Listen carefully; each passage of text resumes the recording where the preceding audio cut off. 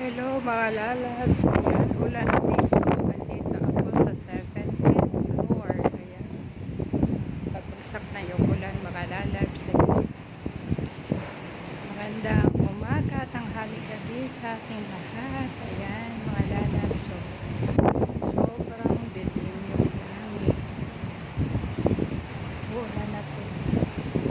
Yung iba bagsak na yung ulan doon sa lalabs, ayan na. Abagsak na yung ulan. Ayan mga lalabs. At dito ako naglilinis. Discuss pa more. Lakas ng hangin. Tapos may tatak na ng ulan.